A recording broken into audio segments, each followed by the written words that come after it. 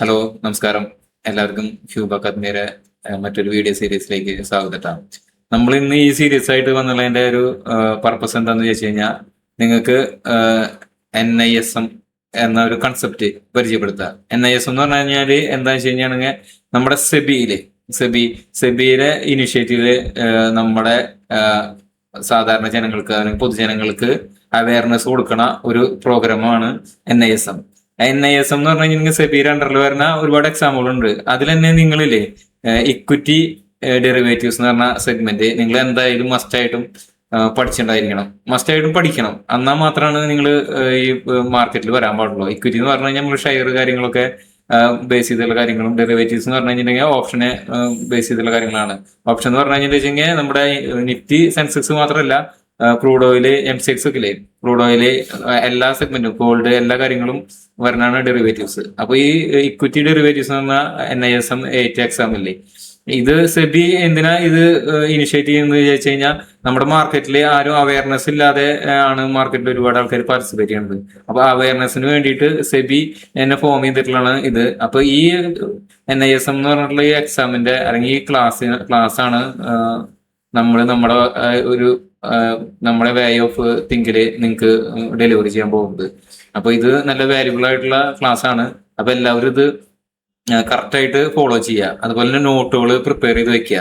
അതിനുശേഷം ഇത് കംപ്ലീറ്റ് ചെയ്യാൻ നിങ്ങൾക്ക് കഴിഞ്ഞു കഴിഞ്ഞിട്ടുണ്ടെങ്കിൽ ട്രേഡിങ്ങില് നിങ്ങളുടെ ഫസ്റ്റത്തെ ജേണി നല്ലതായിരിക്കും. അപ്പൊ നമ്മുടെ ടൈം ഇൻവെസ്റ്റ് ചെയ്തിട്ട് നിങ്ങൾക്ക് വേണ്ടിയിട്ട് നമ്മുടേതായ ഒരു ഇനിഷ്യേഷൻ ചെയ്യണം കേട്ടോ. അപ്പൊ ഓക്കെ. അപ്പോൾ NISM എന്ന് പറഞ്ഞു കഴിഞ്ഞിട്ടുണ്ടെങ്കിൽ national institute of security market, അതായത് സെബിയിലെ നമ്മുടെ ജനങ്ങളെ പവർഫുൾ ആക്കാൻ വേണ്ടിയിട്ടുള്ള ഒരു പരിശ്രമമാണ് അത്. അപ്പൊ അതിന്റെ ഭാഗമായിട്ട് നമ്മളും ഹ്യൂബ അക്കാദമി ആഗ്രഹിക്കുന്നത് എന്താണെന്ന് അറിയും, നമ്മുടെ കേരളത്തിലുള്ള നമ്മുടെ അനിയന്മാരെയും അനിയത്തിമാരെയും അതുപോലെ തന്നെ നമ്മുടെ സഹോദരന്മാർക്കും ഒക്കെ ട്രേഡിങ്ങിൽ ഒരു അവയർനെസ്, അതും അവിടുന്ന് ഇവിടുന്ന് കിട്ടുന്നതും അല്ലാതെ ഒരു ഒരു ഐഡിയ ഇല്ലാത്ത രീതിയിലല്ലാതെ സെബി എന്താണോ ഏത് രീതിയിലാണോ നമ്മൾക്ക് മാർക്കറ്റിനെ കുറിച്ച് പറഞ്ഞു തരാൻ ആഗ്രഹിക്കുന്നത്, അതിനോടൊപ്പം നമ്മുടെ ലൈവ് കാര്യങ്ങളൊക്കെ ഫോളോ ചെയ്ത് കഴിഞ്ഞാൽ റിയാലിറ്റി മാർക്കറ്റ്, അല്ലാതെ ആൾക്കാരെ കണ്ണിൽ പൊടിയിടുന്ന പോലുള്ളതല്ലാതെ റിയൽ ആയിട്ടുള്ള മാർക്കറ്റ് എന്താണെന്നുള്ളത് നിങ്ങളുടെ മുന്നിൽ എത്തിക്കാനുള്ള ഒരു ചെറിയ പരിശ്രമമാണ് കേട്ടോ. ചെറിയ തെറ്റുകുറ്റങ്ങളും കാര്യങ്ങളൊക്കെ ഉണ്ടെങ്കിൽ നിങ്ങൾ അത് കണ്ടറിഞ്ഞ് പറയണം. പിന്നെ കമന്റ് കാര്യങ്ങളൊക്കെ ആയിട്ട് രേഖപ്പെടുത്തണം. നമ്മുടെ ടൈം ഇൻവെസ്റ്റ് ചെയ്യണത് നിങ്ങൾക്ക് എന്തെങ്കിലും നിങ്ങളെ കൊണ്ടൊരു ഉപകാരം ഉണ്ടാവണം വെച്ചെങ്കിൽ അതിന് വേണ്ടിയിട്ടുള്ളൊരു തയ്യാറെടുപ്പണത്. അപ്പൊ നമ്മുടെ വീഡിയോയിലേക്ക് നമുക്ക് കടക്കാം. ഓരോ സെഗ്മെന്റ് ഓരോ ചാപ്റ്റർ ആയിട്ടാണ് ചെയ്യാൻ ഉദ്ദേശിക്കുന്നത്. എത്ര ടൈം എടുക്കും എങ്ങനെയാ കാര്യങ്ങളൊന്നും നമ്മൾ പ്ലാൻ ചെയ്തിട്ടില്ല. നമ്മളിപ്പോ സ്റ്റാർട്ട് ചെയ്യുന്നുണ്ട്. അപ്പോൾ നിങ്ങളുടെ ഭാഗത്തു നിന്നുള്ള മാക്സിമം എഫേർട്ട് എടുത്തിട്ട് കാര്യങ്ങൾ നിങ്ങൾക്ക് ചെയ്തു തരാം. അപ്പൊ നിങ്ങളുടെ അഭിപ്രായങ്ങളും കാര്യങ്ങളൊക്കെ അറിയിച്ചോളൂ. ഡൗട്ട് കാര്യങ്ങളൊക്കെ ഉണ്ടെച്ചെങ്കിൽ ഒരു മടി കാണിക്കണ്ട, നിങ്ങളായിട്ട് കോൺടാക്ട് ചെയ്തോ, എന്നെയായിട്ടും അംജാദിനായിട്ടും കോൺടാക്ട് ചെയ്തോ. ആഗ്രഹമായിട്ട് ജീവിതത്തിൽ രക്ഷപ്പെടണം, പഠിക്കണം എന്ന് ആഗ്രഹമുള്ളവർക്ക് ഫ്രീ ഓഫ് കോസ്റ്റ് ആയിട്ട് തന്നെ നിങ്ങളുടെ ഭാഗത്ത് സഹായം ഉണ്ടാവും കേട്ടോ. ഇപ്പോൾ നിങ്ങൾക്ക് ടൈം കാര്യങ്ങളൊക്കെ വെച്ചിട്ട് നിങ്ങൾ മാക്സിമം നിങ്ങൾക്ക് പറ്റുന്ന പോലെ എല്ലാവിധ ഹെൽപ്പും കാര്യങ്ങളും ഉണ്ടാവും. കൂടുതൽ കാര്യങ്ങൾ പഠിക്കുന്ന കാര്യങ്ങളൊക്കെ ഉണ്ടെങ്കിൽ നിങ്ങളെ കോൺടാക്ട് ചെയ്താൽ മതി. അതിന് കാര്യങ്ങൾ ചെയ്തു തരാം. ഇത് നിങ്ങളുടെ ഭാഗത്ത് ഫ്രീ ആയിട്ട് യൂട്യൂബിൽ നിങ്ങൾ അപ്ലോഡ് ചെയ്യുന്നതായിരിക്കും കേട്ടോ. അപ്പോൾ എല്ലാവർക്കും ആ സെക്ഷനിലേക്ക് സ്വാഗതം. അപ്പോൾ ഫൈനാൻഷ്യൽ മാർക്കറ്റിനെ കുറിച്ചുള്ള ഒരു ഐഡിയ അവയർനെസ് തരുന്നതാണ് ഈ ഫസ്റ്റത്തെ ചാപ്റ്റർ കേട്ടോ. അപ്പോൾ ഫൈനാൻഷ്യൽ മാർക്കറ്റ് എന്ന് പറഞ്ഞാൽ എന്താണ്, മാർക്കറ്റിനെ കുറിച്ചുള്ള ഐഡിയ, അതെങ്ങനെയാണ് വർക്ക് ചെയ്യണത്, അതിലെ സെബിയുടെ റോൾ എന്താണ്, NSE BSE എങ്ങനെയാണ് വർക്ക് ചെയ്യണത്, എങ്ങനെയാണ് ഇൻവെസ്റ്റേഴ്സ് ഷെയർ വാങ്ങണത്, മണി ഫ്ലോ, അങ്ങനെ ഇതിനെ കുറിച്ചുള്ള മാർക്കറ്റിനെ കുറിച്ചുള്ള ഒരു ബേസിക് ഐഡിയ ആണ് ഫസ്റ്റ് ചാപ്റ്ററിൽ നമ്മൾ പറയണത് കേട്ടോ. What is A financial market? Financial market എന്ന് പറഞ്ഞു കഴിഞ്ഞാൽ എന്താ? അതായത് ഫൈനാൻഷ്യൽ മാർക്കറ്റ് എന്ന് പറഞ്ഞു കഴിഞ്ഞാൽ നമുക്ക് വാങ്ങാനും വിൽക്കാനും ഫൈനാൻഷ്യൽ അസറ്റ്സുകൾ വിൽക്കാനും ഉള്ള ഒരു ഏരിയ. അതാണ് ഫൈനാൻഷ്യൽ മാർക്കറ്റിൽ നിന്ന് ഉദ്ദേശിക്കുന്നത്. എന്തൊക്കെ നമുക്ക് വാങ്ങാനും വിൽക്കാനും പറ്റും? ഷെയർ ഉണ്ട്, ബോണ്ടുകൾ ഉണ്ട്, മ്യൂച്വൽ ഫണ്ട്സ് ഉണ്ട്, കറൻസികൾ ഉണ്ട്, കമോഡിറ്റീസ് ഉണ്ട്, അതിനോടൊപ്പം ഡെറിവേറ്റീവ്സും. ഇത്രയും കാര്യങ്ങൾ നമുക്ക് മേടിക്കാനും വിൽക്കാനും പറ്റുന്ന ഏരിയയാണ് ഫൈനാൻഷ്യൽ മാർക്കറ്റിൽ നിന്നുള്ള പ്ലേസ് കൊണ്ട് നമ്മൾ അറിയപ്പെടുന്നത്. ഓക്കെ, ജസ്റ്റ് ഒരു സൂപ്പർ മാർക്കറ്റിന്റെ കൺസെപ്റ്റിൽ കണ്ടാൽ മതി. അവിടെ നിന്ന് പറഞ്ഞു കഴിഞ്ഞിട്ടുണ്ടെങ്കിൽ നമുക്ക് ആവശ്യമുള്ള സാധനങ്ങൾ മേടിക്കാനുള്ള ഒരു ഏരിയ. ഇതിലെന്ന് പറഞ്ഞു കഴിഞ്ഞിട്ടുണ്ടെങ്കിൽ ഫൈനാൻഷ്യലി ആവശ്യമുള്ള സാധനങ്ങൾ മേടിക്കാനും വിൽക്കാനുള്ള, അതായത് നമ്മുടെ ഇൻവെസ്റ്റ്മെന്റിന് വേണ്ട അവസരം ഒരുക്കുന്ന ഒരു ഓപ്പർച്യൂണിറ്റി തരുന്ന ഒരു ഏരിയ. അതാണ് ഫൈനാൻഷ്യൽ മാർക്കറ്റ് എന്ന് പറഞ്ഞു കഴിഞ്ഞാല്. ഓക്കെ, അതെങ്ങനെയാണ് വർക്ക് ചെയ്യണമെന്നതിനെ കുറിച്ചുള്ള ഒരു ഐഡിയ, എങ്ങനെയാണ് ഫൈനാൻഷ്യൽ മാർക്കറ്റ് വർക്ക് ചെയ്യുന്നതിനെ കുറിച്ചുള്ള ഒരു ഐഡിയ എന്ന് പറഞ്ഞു കഴിഞ്ഞാൽ, നമ്മുടെ എന്താ വെച്ച് കഴിഞ്ഞാൽ നമ്മുടെ കയ്യിൽ ഇൻവെസ്റ്റ് ചെയ്യാനായിട്ട് ഫണ്ട് ഉണ്ട്. കമ്പനികൾക്കാണ് വെച്ചെങ്കിലോ അവർക്ക് ബിസിനസിനെ വലുതാക്കാനായിട്ട് ഫണ്ട് ആവശ്യമുണ്ട്. അപ്പോൾ വലുതാക്കാനായിട്ട് അവർക്ക് ഫണ്ട് ഡയറക്റ്റ് നമ്മുടെ കയ്യിൽ നിന്ന് വാങ്ങാൻ പറ്റില്ല, ലീഗലായിട്ട് വാങ്ങാൻ പറ്റുള്ളൂ. അപ്പൊ അവർക്ക് ക്യാപിറ്റൽ റേസ് ചെയ്യാനായിട്ട് അവർക്ക് ലീഗലായിട്ട് എന്താ വെച്ച് കഴിഞ്ഞാൽ ഷെയർ ഇഷ്യൂ ചെയ്യാൻ പറ്റും. ഷെയർ ഇഷ്യൂ ചെയ്യുന്നത് എവിടെയൊക്കെ ചെയ്യാൻ പറ്റുക? NSEയിലും BSEയിലും. അതാണ് നമ്മുടെ മേജർ ആയിട്ടുള്ള 2 സ്റ്റോക്ക് എക്സ്ചേഞ്ചുകൾ. ഓക്കെ, ഇത് കുറെ കാര്യങ്ങൾ ഇത് റിപ്പീറ്റേഷൻ ആയിട്ട് വരും. കാരണം ഇത് തറമായിട്ട് പഠിക്കുക എന്ന് പറയില്ലേ, അതായത് അത്രയ്ക്കും പെർഫെക്റ്റ് ആയിട്ട് പഠിക്കാനായതുകൊണ്ട് ഓരോ കാര്യങ്ങളും ഇതിൽ റിപ്പീറ്റേഷനും വിവരണങ്ങളും കാര്യങ്ങളൊക്കെ ഉണ്ടാവൂട്ടാ. മനസ്സിലായവര് അത് സ്കിപ്പ് അടിച്ചിട്ട് അടുത്തേക്ക് കടന്നു. പുതിയതായിട്ട് പഠിക്കുന്നവര് അതിനെ ഡീപ്പായിട്ട് പഠിച്ചിട്ട് എടുത്തോളൂട്ടാ. ഓക്കെ, അപ്പോ ഒരു സ്ഥാപനത്തിന് ക്യാപിറ്റൽ വേണം. അപ്പൊ അത് റേസ് ചെയ്യണമെന്ന് വെച്ചെങ്കിൽ അവര് ഷെയർ ഇഷ്യൂ ചെയ്യണം. അപ്പൊ ഇഷ്യൂ ചെയ്യണം ഷെയർ ഡയറക്റ്റ് ചെയ്യാൻ പറ്റില്ല, അതിനുള്ള ത്രൂ ആണ് NSE BSE. ഓക്കെ, അപ്പൊ NSE BSE നമുക്ക് ഏത് കമ്പനിയിൽ വേണമെച്ചെങ്കിൽ അവരുടെ ഇതിൽ ഭാഗമാവാം. അതായത് ഓണർഷിപ്പ് കിട്ടണ ഒരു പ്രോസസ്സാണ് ഇപ്പൊ ഇൻവെസ്റ്റ്മെന്റ് എന്ന് പറയുന്നത്. അപ്പൊ ഇൻവെസ്റ്റ്മെന്റ് ചെയ്യുമ്പോൾ നമുക്ക് ഏറ്റവും നല്ല കമ്പനി നോക്കി ടാറ്റ മോട്ടോഴ്സ് അല്ലെങ്കിൽ റിലയൻസ് അങ്ങനെ അല്ലെങ്കിൽ SBI ബാങ്ക് അങ്ങനെയൊക്കെ നോക്കിയിട്ട് ഇൻവെസ്റ്റ് ചെയ്യാനുള്ള ഓപ്പർച്യൂണിറ്റിയാണ് ഈ സെക്ഷൻ എന്ന് പറയുന്നത്. ഓക്കെ, അപ്പോൾ എന്താ ചെയ്യണേ, ഇൻവെസ്റ്റേഴ്സ് നമുക്ക് നമ്മുടെ കയ്യിലുള്ള ഫണ്ട് നല്ല കമ്പനികളിൽ കമ്പനികൾക്ക് ക്യാപിറ്റൽ ആവശ്യമുണ്ട്. അപ്പൊ നമ്മളവിടെ ഇൻവെസ്റ്റ് ചെയ്യണു. നമുക്ക് ഇൻവെസ്റ്റ് ചെയ്ത് കഴിഞ്ഞാൽ അതിന് റിട്ടേൺ കിട്ടുന്നു. ഇങ്ങനെ നല്ല കമ്പനികളാകുമ്പോൾ അതിന്റെ വളർച്ചയ്ക്ക് അനുസരിച്ച് നമ്മുടെ ഇൻവെസ്റ്റ്മെന്റും വളരുന്നു. അങ്ങനെ നമുക്ക് റിട്ടേൺ കിട്ടുന്നു. അതാണ് ഇതിന്റെ ഒരു പ്രോസസ്സ് എന്ന് പറയുന്നത് കേട്ടാ. ഓക്കെ, അപ്പൊ എങ്ങനെയാണ് ഫൈനാൻഷ്യൽ മാർക്കറ്റ് വർക്ക് ചെയ്യണം എന്നുള്ളതിന്റെ ജസ്റ്റ് ഒരു സ്റ്റെപ്പാണ് അത്. എല്ലാവർക്കും മനസ്സിലായി ഉണ്ടാവും എന്ന് വിചാരിക്കുന്നു. ഞാൻ അതിന് കൂടുതൽ വിശദമായിട്ട് സിമ്പിൾ ആയിട്ട് പറഞ്ഞു വെച്ചെങ്കിൽ, നമ്മുടെ കയ്യിൽ ഒരു 50,000 രൂപ ഉണ്ട്, അല്ലെങ്കിൽ നിങ്ങളുടെ കയ്യിൽ ഒരു 50,000 രൂപ ഉണ്ട്. നിങ്ങൾ അത് എവിടെ പ്രോപ്പറായിട്ട് ഇൻവെസ്റ്റ് ചെയ്യണം എന്നുള്ളത് ചൂസ് ചെയ്ത് നിൽക്കുകയാണ്. അതേസമയം ടാറ്റ മോട്ടോഴ്സ് എന്ന് പറഞ്ഞാൽ നമ്മുടെ ടാറ്റ മോട്ടോഴ്സിന്റെ ഒരു പാർട്ടായിട്ട് അവർക്ക് ഒരു EV സെക്ഷൻ തുടങ്ങണം. EV അതായത് ഇലക്ട്രിക് വണ്ടികളുടെ ഒരു സെക്ഷൻ തുടങ്ങണം, പുതിയ പ്ലാന്റ് തുടങ്ങണം. അപ്പൊ അവർക്ക് ഫണ്ട് ആവശ്യമുണ്ട്. അപ്പൊ അവർക്ക് ഫണ്ട് ആവശ്യം ഉണ്ടാകുമ്പോൾ അവരെന്ത് ചെയ്യുക, ഷെയർ ആയിട്ട് ഇഷ്യൂ ചെയ്യും. IPO എന്ന് പറയും, ഷെയർ ആയിട്ട് ഇഷ്യൂ ചെയ്യും. അപ്പൊ ഇഷ്യൂ ചെയ്യുമ്പോൾ നമുക്ക് ആ ടാറ്റ മോട്ടോഴ്സിന്റെ ഷെയറുകൾ വാങ്ങാൻ പറ്റും. ടാറ്റ മോട്ടോഴ്സിന് വെച്ചെങ്കിലോ നമ്മൾ ഷെയർ വാങ്ങുമ്പോൾ അവർക്ക് ക്യാപിറ്റല് നമ്മുടെ കയ്യിൽ നിന്ന് കളക്ട് ചെയ്യാൻ പറ്റും. കളക്ട് ചെയ്തിട്ട് അവരുടെ ബിസിനസ്സിനെ എക്സ്പാൻഡ് ചെയ്യാൻ പറ്റും. അപ്പൊ അതാണ് ഇതിന്റെ പ്രോസസ്സ്. റിയൽ ലൈഫ് എക്സാമ്പിൾ എന്ന് പറഞ്ഞു കഴിഞ്ഞാൽ നിങ്ങൾ ഒന്ന് ജസ്റ്റ് ചെക്ക് ചെയ്ത് നോക്കിക്കോട്ടാണ്. അതായത് ടാറ്റ മോട്ടോഴ്സിന് EVയിലെ ഒരു പ്ലാന്റ് സ്റ്റാർട്ട് ചെയ്യണം. അവർക്ക് ആവശ്യമുള്ളത് എത്രയാ? 500 കോടി രൂപയാണ് ആവശ്യമുള്ളത്. അപ്പൊ അവരെന്ത് ചെയ്യുക, NSEയില് അല്ലെങ്കിൽ BSEയില് അവരുടെ സ്റ്റോക്കിനെ ലിസ്റ്റ് ചെയ്യും. അപ്പൊ നമ്മള് ഒരുപാട് ഇൻവെസ്റ്റേഴ്സ് ഉണ്ട്. ടാറ്റ മോട്ടോഴ്സ് ആണെങ്കിൽ നമ്മൾ ട്രസ്റ്റഡ് ആണ്, നമ്മൾ ചെറുപ്പം തൊട്ട് കേൾക്കുന്നതാണ്. ടാറ്റ എന്ന് പറഞ്ഞു കഴിഞ്ഞാൽ നമ്മുടെ നിത്യജീവിതത്തിൽ ഇപ്പോൾ ടാറ്റ ടീ, അതുപോലെ തന്നെ ടാറ്റ മോട്ടോഴ്സിന്റെ വരുന്നുണ്ട്, അതുപോലെ തന്നെ ഇലക്ട്രിക് വാഹനങ്ങൾ, അതുപോലെ തന്നെ അവരുടെ ഒരുപാട് സെഗ്മെന്റുകളുണ്ട്. അത് കാരണം കൊണ്ട് നമുക്ക് അവരുടെ അത്രയും ട്രസ്റ്റഡ് ആയിട്ടുള്ള കമ്പനിയാണ്. അപ്പൊ നമ്മൾ അത്രയും വിശ്വാസത്തോട് കൂടിയിട്ട് നമുക്ക് അവിടുത്തെ ഷെയറുകൾ വാങ്ങാൻ പറ്റും. അപ്പൊ എല്ലാ ആൾക്കാരും ജനങ്ങള് അതില് ഓരോ ചെറിയ ചെറിയ ഷെയറുകളായിട്ട് ടോട്ടൽ ഇൻവെസ്റ്റ്മെന്റ് ചെയ്യും. അപ്പൊ ഇൻവെസ്റ്റ്മെന്റ് നമ്മൾ 500 കോടി ചെയ്യുമ്പോൾ ആ 500 കോടി രൂപ ടാറ്റ മോട്ടോഴ്സിന് കിട്ടും. ആ ടാറ്റ മോട്ടോഴ്സ് ആ കാശ് കൊണ്ട് ബിസിനസ് അതിനെ എക്സ്പാൻഡ് ചെയ്യും. ആ പ്ലാന്റ് സ്റ്റാർട്ട് ചെയ്യും. ആ പ്ലാന്റ് സ്റ്റാർട്ട് ചെയ്തിട്ട് അതിൽ നിന്ന് കിട്ടുന്ന ലാഭം, അതായത് കമ്പനി സ്റ്റാർട്ട് ചെയ്യുന്നത് 500 കോടിക്ക് അത് വളർന്ന് 1000 കോടി കമ്പനി ആകുമ്പോൾ നമ്മുടെ സമ്പാദ്യം അതേപോലെ തന്നെ അതായത് 50,000 രൂപ എടുത്ത് 1 ലക്ഷമായിട്ട് മാറും, 70,000 ആയിട്ട് മാറും. അതാണ് ഇതിന്റെ ഒരു പ്രോസസ്സ് കേട്ടാ.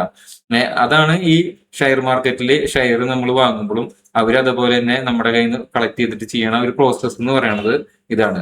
അപ്പൊ ടാറ്റ മോട്ടോഴ്സ് ഇഷ്യൂ ചെയ്യുന്ന ഷെയർ പബ്ലിക്കിന്, അപ്പൊ നമ്മള് ഒരുപാട് 10,000 കണക്കിന് ഇൻവെസ്റ്റേഴ്സ് പർച്ചേസ് ചെയ്യണം. കമ്പനിക്ക് 500 കോടി രൂപ കിട്ടണം. നമ്മൾ കമ്പനിയിലെ ഓണേഴ്സ് ആയിട്ട് മാറണം. കമ്പനി വലുതാകുമ്പോൾ നമുക്ക് അതിന്റെ റിട്ടേണും അതിന്റെ ലാഭവും അതിന്റെ ഡിവിഡൻറ്റും കാര്യങ്ങളൊക്കെ തിരിച്ചു കിട്ടണം. ഇതാണ് ഇതിന്റെ ബേസിക് ആയിട്ടുള്ള പ്രോസസ്സ് കേട്ടാ. നോട്ട് ചെയ്ത് വെച്ചോ, എല്ലാവർക്കും മനസ്സിലായി എന്ന് വിചാരിക്കണം. ഇനിയിപ്പോ വാങ്ങണ കണക്കും കൂടി നമുക്ക് അതിന്റെ നോക്കാം. അതായത് 100 ടാറ്റ മോട്ടോഴ്സിന്റെ ഷെയറാണ് നമ്മൾ വാങ്ങണം വിചാരിക്കുക. ടാറ്റ മോട്ടോഴ്സിന്റെ റേറ്റ് എത്രയാ? 720 ആണ് ഒരു ഷെയറിന് വിചാരിക്കുക.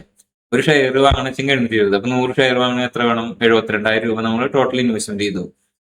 ഒരു വർഷത്തിന് ശേഷം കമ്പനി പ്രോജക്റ്റും കാര്യങ്ങളൊക്കെ നന്നായി വളർന്നു കഴിഞ്ഞ് കഴിഞ്ഞിട്ടുണ്ടെങ്കിൽ നമ്മുടെ ഷെയർ 720 എന്നുള്ളത് 910 ആയി. അപ്പൊ നമ്മൾ 72,000 ഇൻവെസ്റ്റ് ചെയ്തുള്ളത് 91,000 മാറണം. അപ്പൊ നമ്മുടെ 72,000 ഇൻവെസ്റ്റ്മെന്റ് കഴിഞ്ഞിട്ട് ബാക്കി വരുന്ന 19,000 രൂപയാണ് നമുക്ക് കിട്ടുന്ന പ്രോഫിറ്റ്. അതാണ് ഈ പ്രോഫിറ്റിന്റെ ഒരു സിനാരിയോ എന്ന് പറയുന്നത് കേട്ടാ.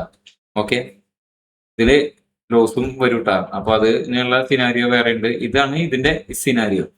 ഫൈനാൻഷ്യൽ മാർക്കറ്റ് എന്തുകൊണ്ടാണ് നമുക്ക് അത്രയും ഇമ്പോർട്ടന്റ് ആവുന്നത്? അതായത് നമ്മുടെ കയ്യിൽ ഫണ്ട് ഉണ്ട്, വലിയ വലിയ സ്ഥാപനങ്ങൾക്ക് ബിസിനസ് തുടങ്ങാൻ ഫണ്ട് ആവശ്യമുണ്ട്. അപ്പൊ നമ്മളെ ഫണ്ട് ഉള്ളവരിനെയും അതുപോലെ ഫണ്ട് ആവശ്യമുള്ളവരിനെയും തമ്മിൽ കോർത്തിണക്കണ സ്ഥലമാണ് എന്താ വെച്ച് കഴിഞ്ഞാൽ ഈ മാർക്കറ്റ് എന്ന് പറയുന്നത്. ഈ മാർക്കറ്റ് എന്ന് പറഞ്ഞു കഴിഞ്ഞിട്ടുണ്ടെങ്കിൽ നമ്മുടെ സമ്പദ് വ്യവസ്ഥയിൽ ഏറ്റവും ഇമ്പോർട്ടന്റ് ആയിട്ടുള്ള ഘടകമാണ്. കാരണം കമ്പനികൾക്ക് ഫണ്ട് റേസ് ചെയ്യാൻ ഏറ്റവും എളുപ്പമായിട്ടുള്ളതും ഏറ്റവും സിമ്പിൾ ആയിട്ടുള്ള വേയാണ് ഈ സിസ്റ്റം. അത് കാരണം കൊണ്ട് ഈ സിസ്റ്റത്തിന് നമ്മുടെ സമ്പദ് വ്യവസ്ഥയിൽ ഒരു നല്ല പ്രാധാന്യമുണ്ട്. അപ്പോ അവർക്ക് എന്താ ചെയ്യുന്നത് നമ്മുടെ ഫൈനാൻഷ്യൽ മാർക്കറ്റ് എന്ന് പറഞ്ഞാൽ ഈ സമ്പദ് വ്യവസ്ഥയിൽ ഇങ്ങനെ ഒരു സിസ്റ്റം ഇല്ല എന്ന് വെച്ചെങ്കിൽ നമുക്ക് എന്താ ചെയ്യുന്നത് കമ്പനികൾക്ക് ഫണ്ട് റേസ് ചെയ്യാനായിട്ട് ഭയങ്കര ബുദ്ധിമുട്ട് വരും. അതുപോലെ തന്നെ ഈ ഇൻവെസ്റ്റേഴ്സിന്, അതായത് ഇൻവെസ്റ്റേഴ്സിനുള്ള ഓപ്പർച്യൂണിറ്റി ഇല്ലാണ്ടാവും. ഇൻവെസ്റ്റേഴ്സിന്റെ ഓപ്പർച്യൂണിറ്റി എന്ന് പറഞ്ഞു കഴിഞ്ഞാൽ ഇപ്പൊ ടാറ്റ മോട്ടോഴ്സ് എന്ന് പറഞ്ഞു കഴിഞ്ഞാൽ എക്സാമ്പിൾ എന്താ വെച്ച് കഴിഞ്ഞാൽ അവർക്ക് എസ്റ്റാബ്ലിഷ് ആയിട്ടുള്ള കമ്പനിയാണ്. അവർക്ക് ഒരു ബിസിനസ് എങ്ങനെ തുടങ്ങണം എന്നറിയാം, അതിനെങ്ങനെ വലുതാക്കണം എന്നറിയാം, അതിന്റെ സ്ട്രക്ചർ കാര്യങ്ങളൊക്കെ അറിയാം. അപ്പൊ നമുക്ക് എന്താ വെച്ച് കഴിഞ്ഞാൽ അതിന്റെ ഒന്നും ആവശ്യമില്ല. നമുക്ക് നല്ല കമ്പനി നോക്കിയിട്ട് ഇൻവെസ്റ്റ് ചെയ്യേണ്ട ആവശ്യമുള്ളൂ. അപ്പൊ ആ കമ്പനി വലുതാകുമ്പോൾ നമ്മുടെ ഇൻവെസ്റ്റ്മെന്റും വലുതാവും. അതായത് നമുക്ക് വേറെ സ്കില്ലിന്റെ കാര്യങ്ങളൊന്നും ആവശ്യമില്ല. അതാണ് നമുക്ക് ഇൻവെസ്റ്റേഴ്സിനുള്ള ഓപ്പർച്യൂണിറ്റി. ഇത് ഈ രണ്ട് പ്രോസസ് നടക്കുമ്പോൾ എന്താ ഉണ്ടാവുക? എക്കണോമിയിൽ ഗ്രോത്ത് ഉണ്ടാവും. നമ്മുടെ നാട്ടിലും സമ്പദ് വ്യവസ്ഥയ്ക്കും ഒക്കെ അത് ബെറ്റർ ആയിരിക്കും. ഇല്ലാച്ചെങ്കിലോ നമ്മുടെ സമ്പദ് വ്യവസ്ഥയുടെ വളർച്ച അത് മുരടിപ്പിക്കും. ഓക്കെ, ഇതാണ് ഫൈനാൻഷ്യൽ മാർക്കറ്റിന്റെ നമ്മുടെ മാർക്കറ്റിലുള്ള പ്രാധാന്യം. ജസ്റ്റ് ഒന്ന് ഇമാജിൻ ചെയ്ത് നോക്കുക. സ്റ്റോക്ക് മാർക്കറ്റ് ഇവിടെ ഇല്ലാന്ന് വിചാരിക്കുക. ഒരു സ്റ്റാർട്ടപ്പിന് ഒരു 100 കോടി രൂപ ആവശ്യം വിചാരിക്കുക. അവരെവിടുന്ന പൈസ അവര് സമാഹരിക്കുക? ഒരു നല്ല, അതായത് വെൽ എസ്റ്റാബ്ലിഷ് ആയി നിൽക്കുന്ന ഒരു സ്റ്റാർട്ടപ്പാണ്. ആ സ്റ്റാർട്ടപ്പിന് അവരെ എക്സ്പാൻഡ് ചെയ്യണം, അതായത് വലുതാക്കണം. അപ്പൊ അവർക്ക് ഫണ്ട് ആവശ്യമുണ്ട്. ഇപ്പൊ ഈ സിസ്റ്റം ഇല്ലാച്ചെങ്കിൽ എവിടുന്ന ഫണ്ട് സ്വരൂപിക്കുക? ഇപ്പൊ ബാങ്കിൽ നിന്ന് എടുക്കാന്ന് പറഞ്ഞു കഴിഞ്ഞിട്ടുണ്ടെങ്കിൽ മുഴുവൻ ഫണ്ടും ബാങ്കിൽ നിന്ന് പോസിബിൾ അല്ല. അവരെന്താ വെച്ച് കഴിഞ്ഞാൽ 100 കോടി ആവശ്യം വെച്ചെങ്കിൽ അതിനുള്ള വാല്യുവേഷനുള്ള ഭൂമി കാര്യങ്ങള് അങ്ങനത്തെ കാര്യങ്ങളൊക്കെ കൊടുത്തിട്ടാണ് അവര് ഫണ്ട് അനുവദിക്കുള്ളൂ. അല്ലാതെ ഫണ്ട് അനുവദിക്കില്ല. കൊളാട്രല് കാര്യങ്ങളൊക്കെ വേണം. കൊളാട്രൽ എന്ന് പറഞ്ഞു കഴിഞ്ഞാൽ നമ്മുടെ കയ്യിൽ ഭൂമി ഉണ്ടെങ്കിൽ നമ്മൾ ലോൺ എടുക്കാൻ പോലും അറിയാലോ, ഭൂമി ഉണ്ടെങ്കിൽ തരുള്ളൂ. അപ്പൊ കമ്പനികൾക്ക് അതിലത് കമ്പനികൾക്ക് ഇത്ര സ്ട്രക്ചർ കാര്യങ്ങളൊക്കെ ഉണ്ടെങ്കിലും അതിനൊക്കെ ഒരു ലിമിറ്റേഷൻ ഉണ്ട്. അപ്പൊ ആ ലിമിറ്റേഷനൊക്കെ കവർ ചെയ്യാനുള്ള ഓപ്പർച്യൂണിറ്റിയാണ് മാർക്കറ്റ് എന്ന് പറയുന്നത്. അപ്പൊ മാർക്കറ്റിൽ നേരിട്ട് ഇഷ്യൂ ചെയ്ത് കഴിഞ്ഞിട്ടുണ്ടെങ്കിൽ മാർക്കറ്റിൽ നിന്ന് നമുക്ക് ഡയറക്റ്റ് ഫണ്ട് അവർക്ക് സമാഹരിക്കാൻ പറ്റും. സ്റ്റോക്ക് മാർക്കറ്റിൽ ഇല്ലാതെ ജസ്റ്റ് ഒന്ന് ഇമാജിൻ ചെയ്ത് നോക്കട്ടോ. അപ്പൊ ഒന്നെങ്കിൽ ബാങ്കിൽ പോയി കഴിഞ്ഞാൽ 20-30 കോടി മാക്സിമം അവർക്ക് സമാഹരിക്കാൻ പറ്റും. അപ്പോഴും ഈ പ്രോജക്റ്റ് സ്റ്റാർട്ട് ചെയ്യാൻ പറ്റില്ല. അല്ല വെച്ചെങ്കിൽ ഒരുപാട് കാശുള്ള ഒരു 10-20 ആൾക്കാരെ എന്നൊക്കെ ഫണ്ട് റേസ് ചെയ്ത് നോക്കാൻ പറ്റും. അതും കറക്റ്റ് ആയിട്ടുള്ള വേ നോക്കുമ്പോൾ അത് ടഫ് ആയിരിക്കും, ബുദ്ധിമുട്ടായിരിക്കും. പക്ഷെ അതേ സമയം സ്റ്റോക്ക് മാർക്കറ്റിന്റെ പവർ എന്ന് പറഞ്ഞു കഴിഞ്ഞിട്ടുണ്ടെങ്കിൽ മില്യൺസ് ഓഫ് ഇൻവെസ്റ്റേഴ്സ് ആണ്. ഒരുപാട് ഇൻവെസ്റ്റേഴ്സ് ചേർന്നിട്ടുള്ള സ്മോൾ എമൗണ്ട് ചേർന്നിട്ട് 100 കോടി സമാഹരിക്കാന്ന് പറഞ്ഞാൽ ചെറിയൊരു നേരം കൊണ്ട് പറ്റും. ഒറ്റ ദിവസം കൊണ്ട് അല്ലെങ്കിൽ ഒരാഴ്ച കൊണ്ടൊക്കെ പറ്റും. നമ്മൾ കേട്ടിട്ടില്ല, IPO നടന്നു. ഇപ്പോ നമ്മുടെ LIC IPO നടന്നു, 27 കോടി സമാഹരിച്ചു. പ്രോപ്പർ ആയിട്ട് ഞാൻ നോക്കിയിട്ടില്ല കേട്ടാ. അതൊരു എക്സാമ്പിൾ അറിയാൻ വേണ്ടി പറഞ്ഞതാ. അതുപോലെ തന്നെ സൊമാറ്റോ നടന്നു, അവര് ഇത്ര 1000 കോടി സമാഹരിച്ചു, 2000 കോടി സമാഹരിച്ചു. അങ്ങനെയുള്ള കാര്യങ്ങൾ കേട്ടിട്ടില്ലേ? അപ്പൊ എന്ന് പറഞ്ഞു കഴിഞ്ഞാൽ ഒരുപാട് സ്പ്ലിറ്റ് ആക്കിയിട്ടാകുമ്പോ ഫണ്ട് വേഗം സ്വരൂപിക്കാൻ പറ്റും. അതാണ് ഇതിന്റെ പവർ എന്ന് പറയുന്നത്.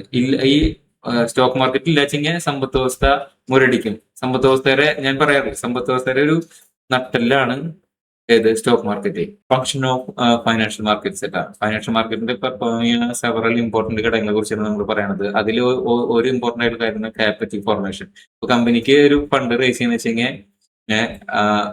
അവർക്ക് കമ്പനിനെ വലുതാക്കണമെങ്കിലും ഒക്കെ എന്ത് പറ്റും?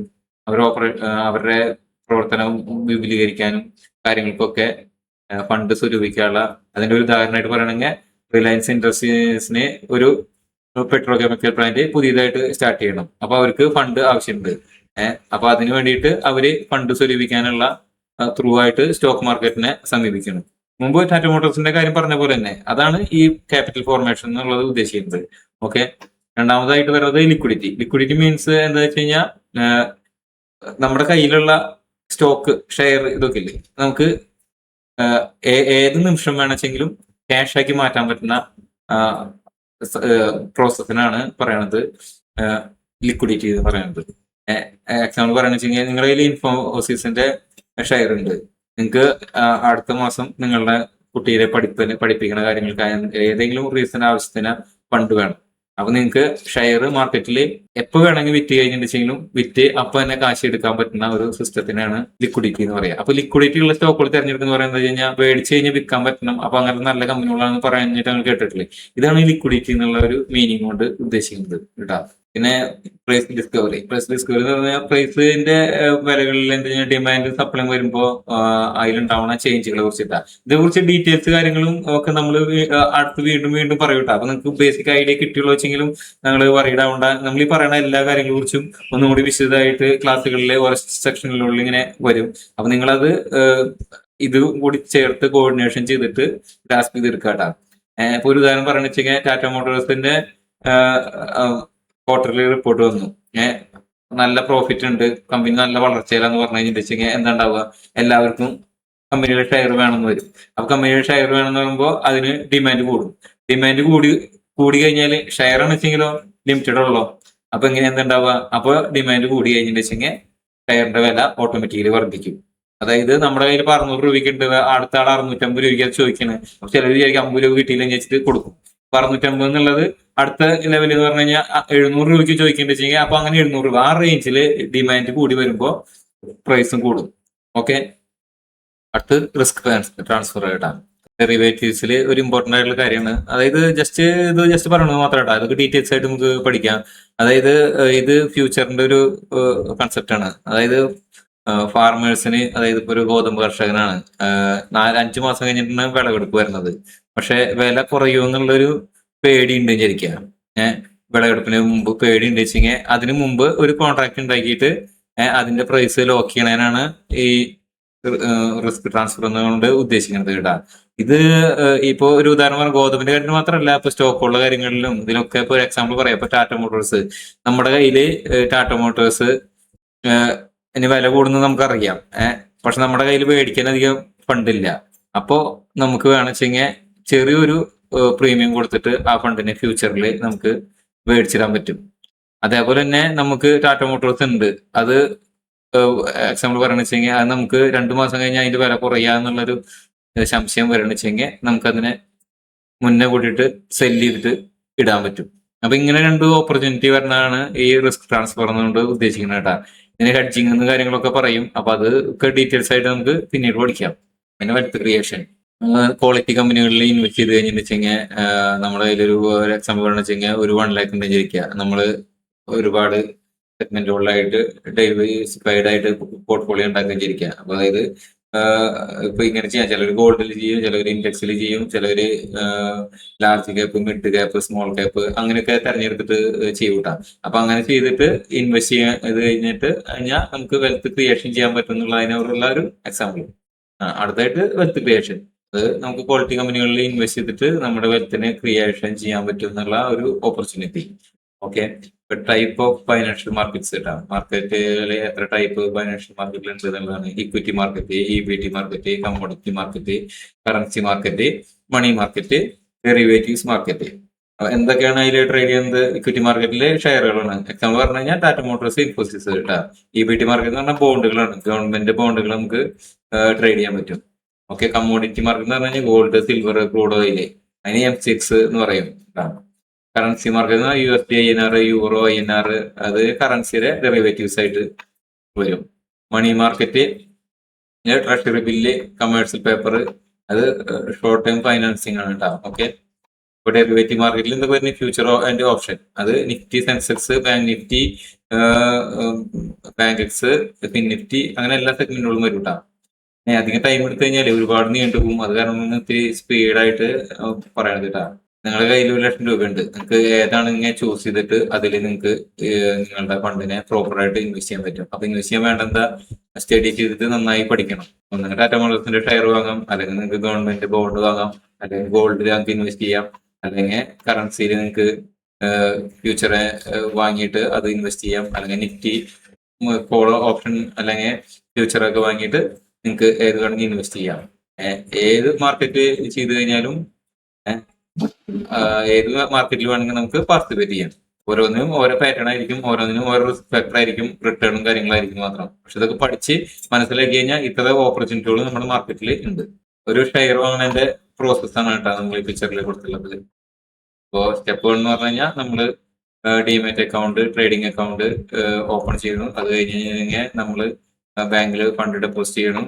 അത് കഴിഞ്ഞ് കഴിഞ്ഞാൽ നമ്മൾ ബ്രോക്കർ പ്ലാറ്റ്ഫോമിൽ ലോഗിൻ ചെയ്യണം. അത് കഴിഞ്ഞ് കഴിഞ്ഞാൽ ലോഗിൻ ചെയ്തിട്ട് നമ്മൾ ഇൻഫോസിസിന്റെ ഷെയർ എന്ന് വെച്ച് കഴിഞ്ഞാൽ ഷെയർ പ്ലേസ് ചെയ്യണം. അത് NSEയിലേക്ക് അത് ത്രൂ ഔട്ട് പോകണം. അത് കഴിഞ്ഞാൽ അവിടെ സെല്ലർ അതേ പ്രൈസിൽ നമ്മളായിട്ട് ഡീലിന് തയ്യാറാവണം. ഇതൊക്കെ സിസ്റ്റമായിട്ട് ഓട്ടോമാറ്റിക്കലി നടക്കുന്ന ഒരു പ്രോസസ്സാണ് കേട്ടോ. ട്രേഡ് എക്സിക്യൂട്ടീവ് ആവണം, ഇൻവെസ്റ്റ്മെന്റ് ട്രേഡ് നമ്മളിലേക്ക് വരുന്നു, നമ്മുടെ ഡിമാറ്റ് അക്കൗണ്ടിലേക്ക് അത് ട്രാൻസ്ഫർ ആവുന്നു. ഇതാണ് ഇതിന്റെ ഒരു പ്രോസസ്സ് എന്ന് പറയുന്നത് കേട്ടോ. അപ്പോൾ ഇതൊക്കെ വീണ്ടും റിപ്പീറ്റ് ചെയ്യുന്നത് ഇതിന്റെ ഓരോ ക്ലാരിറ്റിയിലും മനസ്സിലാക്കാൻ വേണ്ടിയിട്ടാണ് കേട്ടോ. ഇങ്ങനെയാണ് നമ്മളൊരു ഷെയർ വാങ്ങുന്നത്. ഷെയർ വാങ്ങുന്നതിന്റെ ഒരു സിസ്റ്റം പുതിയ ഇൻവെസ്റ്റേഴ്സും ബിഗിനേഴ്സും ഇവരൊക്കെ ധരിക്കണം എന്താ കഴിഞ്ഞാൽ നമ്മള് IPO എന്നുള്ള സെക്ഷൻ കഴിഞ്ഞ് കഴിഞ്ഞാലും പിന്നീട് ഷെയർ വാങ്ങുന്ന കാര്യങ്ങളൊക്കെ എന്ന് പറഞ്ഞാൽ ഡയറക്റ്റ് കമ്പനിയിൽ വാങ്ങണം എന്നുള്ളൊരു തെറ്റിദ്ധാരണയുണ്ട്. ശരിക്കും പറഞ്ഞു കഴിഞ്ഞാൽ നമ്മൾ ഷെയർ IPO എന്ന് പറഞ്ഞ സെക്ഷൻ കഴിഞ്ഞ് കഴിഞ്ഞാൽ പിന്നെ NSEയിലും പിന്നെ BSEയിലും സെക്കൻഡറി മാർക്കറ്റിൽ നിന്ന് വാങ്ങണത് ഒരിക്കലും കമ്പനിയുടെ കയ്യിൽ നിന്നല്ല, അത് പാർട്ടികളുടെ കയ്യിൽ നിന്നാണ്. അതായത് ഞാൻ എന്റെ കയ്യിൽ നിന്ന് ഷെയർ നിങ്ങൾ വാങ്ങുന്നു, അല്ലെങ്കിൽ വേറെ കമ്പനികൾ മേടിച്ചിട്ടുള്ള ഷെയർ അവർക്ക് ലാഭം കിട്ടുമ്പോൾ അവർ കൊടുക്കണം. ആ സമയത്ത് നമ്മൾ ഇങ്ങനെ വാങ്ങണം. അങ്ങനെ വാങ്ങലും വിൽക്കലും നടക്കുന്ന ഒരു പ്രോസസ്സാണ് ഇതിൽ നടന്നുകൊണ്ടിരിക്കുന്നത് കേട്ടാ. അത് NSEയിലും BSEയിലും നടന്നുകൊണ്ടിരിക്കുന്നത്. അപ്പൊ നമ്മൾ എന്തൊക്കെ ഇന്ന് പഠിച്ചു എന്നുള്ളതാണ് ഇപ്പോ അവസാനമായിട്ട് നമ്മൾ കൺക്ലൂഷൻ ചെയ്യുന്നത് കേട്ടാ. ഫൈനാൻഷ്യൽ മാർക്കറ്റ് എന്താണെന്നുള്ളത്, അതിന്റെ ഇമ്പോർട്ടൻസ്, അതിന്റെ functions, different type of financial market, അതുപോലെ തന്നെ എങ്ങനെയാണ് കമ്പനികൾ ഫണ്ട് റേസ് ചെയ്യണം എന്നുള്ളത്, എങ്ങനെയാണ് നമ്മൾ ഇൻവെസ്റ്റേഴ്സ് ഷെയർ പർച്ചേസ് ചെയ്യണം എന്നുള്ളത്, ഈ കാര്യങ്ങളെ കുറിച്ചൊക്കെ നമുക്ക് ഐഡിയ ആയി. എങ്ങനെയാണ് ഇൻവെസ്റ്റേഴ്സും ബിസിനസ്സും തമ്മിലുള്ള ഫണ്ടിന്റെ ഫ്ലോ, ഈ കാര്യങ്ങളെ കുറിച്ചും നമ്മുടെ സമ്പദ് വ്യവസ്ഥയില് ഫൈനാൻഷ്യൽ മാർക്കറ്റിന്റെ ഒരു പ്രാധാന്യം എന്താണെന്നതിനെ കുറിച്ചൊക്കെ ഒരു ഐഡിയ കിട്ടിയിട്ടുണ്ടാവും വിചാരിക്കുന്നു. അപ്പൊ ഈ ചാപ്റ്ററിൽ നമ്മൾ ഉദ്ദേശിക്കുന്നത് ഇതാണ്. ഇതിനെ കുറിച്ചിട്ട് ഇതിപ്പോ അത്രയ്ക്കും ഡീപ്പായിട്ട് ഡീറ്റെയിൽ ആയിട്ടൊന്നും നമുക്ക് പോകാൻ പറ്റില്ല. നമുക്ക് ബേസിക് ആയിട്ട് ആണ് കാര്യങ്ങൾ പറഞ്ഞു തരുന്നത്. എന്നാലും അത്യാവശ്യം ടൈം വരുന്നുണ്ട്. അപ്പൊ നിങ്ങൾ നോക്കിയിട്ട് ഇതിൽ നിന്ന് എല്ലാവരും നോട്ട് ചെയ്തെടുത്തിട്ട് മനസ്സിലാക്കുക. ഇതാണ് നമ്മുടെ ഫസ്റ്റത്തെ ചാപ്റ്റർ വരുന്നത് കേട്ടാ. അപ്പൊ ഇതെല്ലാവർക്കും മനസ്സിലായിണ്ടാവും എന്ന് വിചാരിക്കുന്നു. പിന്നെ ഈ ക്ലാസ് കാര്യങ്ങളൊക്കെ നിങ്ങൾക്ക് വേണ്ടി നമ്മുടെ ഭാഗത്തുനിന്ന് ഒരു ഡെഡിക്കേഷൻ രീതിയിൽ ചെയ്യുന്നതാണ്. അപ്പൊ ചെറിയ കുറ്റങ്ങളോ കാര്യങ്ങളൊക്കെ ഉണ്ടെച്ചെങ്കിൽ അത് ക്ഷമിക്കുക. ഓക്കെ, ഞാൻ മാക്സിമം ഇമ്പ്രൂവ് ചെയ്യാനായിട്ട് ശ്രമിക്കാട്ടാ. അപ്പോൾ വീഡിയോ കണ്ടതിന് എല്ലാവർക്കും താങ്ക്സ്. ഇത് മാക്സിമം എല്ലാവർക്കും ഷെയർ ചെയ്ത് കൊടുത്തോളൂ കേട്ടോ. കാരണം ഇതാണ് നമ്മുടെ സമ്പദ് വ്യവസ്ഥയെ, അതുപോലെ തന്നെ ഷെയർ മാർക്കറ്റിന്റെ ഒക്കെ നട്ടലായിട്ടുള്ള ഒരു കാര്യം കേട്ടാ. ഇത് പഠിച്ച് വന്നിട്ട് വേണം നിങ്ങൾ മാർക്കറ്റിലേക്ക് സീരിയസ് ആയിട്ട് അപ്രോച്ച് ചെയ്യാനായിട്ട്. ജീവിതത്തിൽ എന്തെങ്കിലും മാറ്റങ്ങളൊക്കെ വേണം വെച്ചെങ്കിൽ ഇതിനെ പഠിച്ച് സീരിയസ് ആയിട്ട് വരണമെങ്കിൽ ഇതിനെന്തെങ്കിലും ഹെൽപ്പ് സപ്പോർട്ടോ കാര്യങ്ങളൊക്കെ വേണമെങ്കിൽ നമ്മളെ കോൺടാക്ട് ചെയ്താൽ മതിയിട്ടാണ്. സപ്പോർട്ട് ചെയ്തേരും. ഇതിന് ഫർദർ ആയിട്ടുള്ള എന്ത് കാര്യങ്ങളുണ്ടെങ്കിലും സപ്പോർട്ട് ചെയ്ത് തരും. ഇനി ഡീറ്റെയിൽ ആയിട്ട് പഠിക്കണം എന്ന് വെച്ചെങ്കിലും നമ്മൾ സപ്പോർട്ട് ചെയ്ത് തരും കേട്ടോ. അപ്പൊ വീഡിയോ കണ്ടതിന് എല്ലാവർക്കും താങ്ക്സ്.